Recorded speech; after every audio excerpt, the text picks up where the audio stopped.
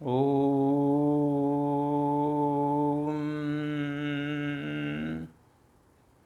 ओम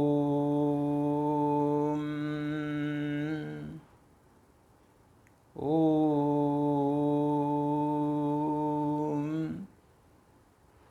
आज एक बहुत ही महत्वपूर्ण विषय ले रहे हैं। आमतौर पर इसमें भी बहुत सारे मनुष्य अनभिज्ञ हैं या नहीं जानते हैं, क्योंकि यह विषय भी जो इसका कंट्रास्ट है वो यही परमात्मा ही बताता है, क्योंकि सिखाने वाला वही है। विषय है हठ योग, कर्मयोग और राजयोग। हठ योग, कर्मयोग और राजयोग। अधिकांश मनुष्य योग माना योगा समझते हैं, शारीरिक एक्सरसाइज, प्राणायाम, शरीर को चुस्त दुरुस्त रखने का एक साधन। भारत सरकार ने भी योगा प्राणायाम का प्रचार प्रसार कर इसे सारे विश्व में एक पहचान दिला दिया। अंतर्राष्ट्रीय योगा दिवस भी घोषित हो गया। यह भारत की पहल का बहुत बड़ा परिणाम हुआ। बधाई है सरकार को जो भारत के नाम को बाला किया। यह हठ योग कहलाता है। शरीर को चुस्त दुरुस्त रखने का तरीका, इसको हठ योग कहते हैं, जिससे शरीर को स्वस्थ बनाया जा सकता है। अब दूसरा आते हैं कर्मयोग पर। कर्मयोग क्या है? अपने कर्मों को श्रेष्ठ बनाने का साधन, कर्म अच्छे करने का भावना, सबके प्रति दया भाव, प्रेम, ईश्वर में आस्था, किसी को दुख न देना,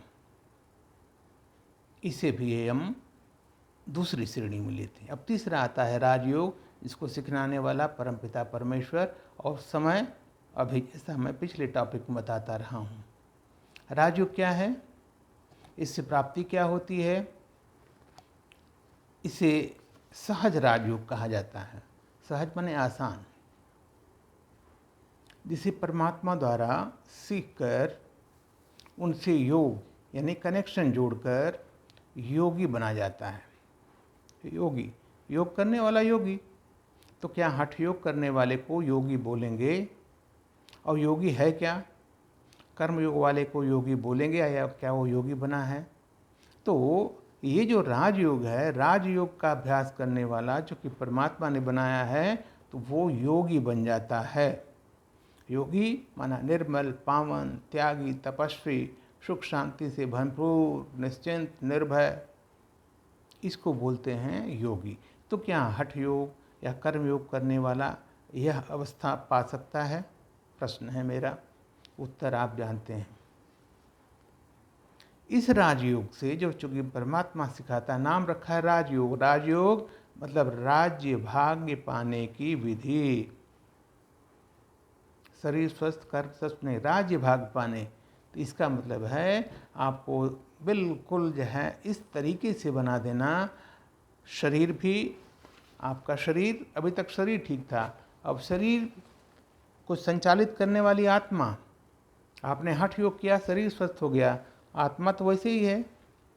कर्म योग किया, अपने व्यवहार किया, आत्मा को तो कुछ पहचाना नहीं। राजयोग ही एक ऐसा राजयोग है, सबसे पुराना, कल पहले वाला, जिससे आत्मा और शरीर दोनों स्वस्थ होते हैं। अब जब दोनों स्वस्थ होते हैं तो कोई परेशानी ही नहीं है। दूसरी बात अगर चलते हैं, हठ योग कर लिया, शरीर स्वस्थ बन गया, और फिर इस स्वस्थ शरीर का या जो मन में विकार है, आत्मा तो शुद्ध हुई नहीं, आत्मा तो स्वस्थ हुई नहीं। गलत काम करना, विकारों में घुसे रहना, अपने बाहुबल का प्रयोग करके लोगों को प्रताड़ित करना, क्या होगा परिणाम? हठ योग किया, शरीर स्वस्थ, लेकिन ये जो कर्म किए, फिर क्या होगा? अशुद्ध खान पान, जिससे मन में अनेक विकार उत्पन्न होते हैं, क्रोध आता है,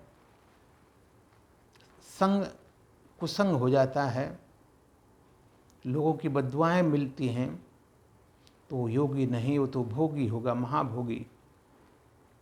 इससे अच्छा तो शरीर स्वस्थ उतना नहीं रहता, लेकिन उसके कर्म ही अच्छे रहते तो वो बेहतर होता।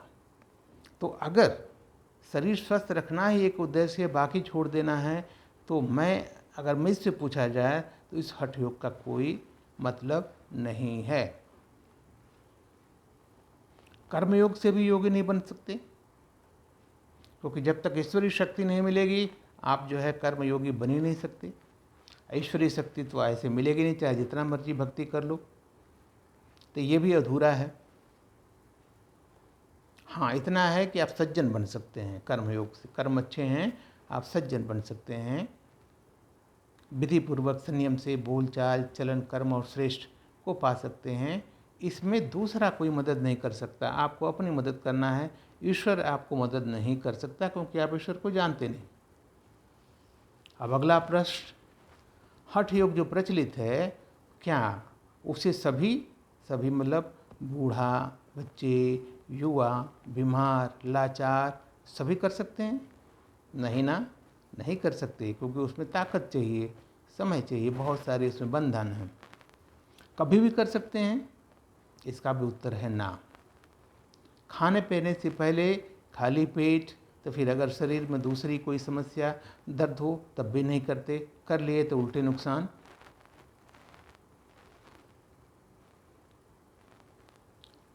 सबको लाभ कैसे मिले? उसके लिए राजयोग, जिसे हर कोई किसी भी उम्र अवस्था में जब चाहे तब, जैसे चाहे तैसा, बिना किसी परिश्रम, मेहनत, ताकत के, बिना किसी ट्रेनिंग के कर सकता है। सिर्फ आपको ईश्वर की शरण में आता है, सिखलाने वाला वही है राजयोग। तो मददगार जब वो सिखलाने वाला है, उसमें आपको निश्चय है, तो वो मददगार बनता है। आपको राजयोग करा करके, राजयोगी बना करके, दैव गुण संपन्न बना करके, आत्मा और शरीर दोनों को शुद्ध करके, योगी बना करके आपकी सारी मनोकामनाएं पूर्ण करता है। बहुत बड़ी पहचान देता है, बिल्कुल निर्माण बनाता है। कोई अहंकार नहीं, कोई भी अवगुण नहीं, ऐसा ये राजयोग है प्रत्यक्ष। मान लीजिए ये बिल्कुल पूर्ण सत्य है। आप राजयोगी में आपको जो है, देखिए मैं अगला वीडियो में चाह रहा हूँ कि आपको राजयोग की एक कमेंट्री सुनाऊँ, कैसे करते हैं हम राजयोग, आपको यही स्पष्ट हो जाएगा। आप करके अगर 5-7 मिनट राजयोग करके देख लीजिए, जिसको मोटी भाषा में मेडिटेशन करते हैं, आप उसके अनुभव बहुत ही अच्छे होंगे।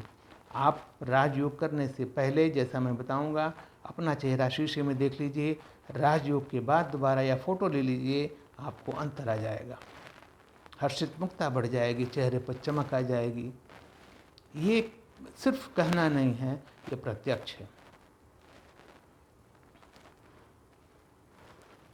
ईश्वरी चाल चलन में आ जाएगी, कर्म स्नेही हो जाएगा, सहयोगी हो जाएगा, उमंग उत्साह से भरपूर हो जाएंगे, स्वस्थ भी रहेंगे, मस्त भी रहेंगे, मौज में रहेंगे।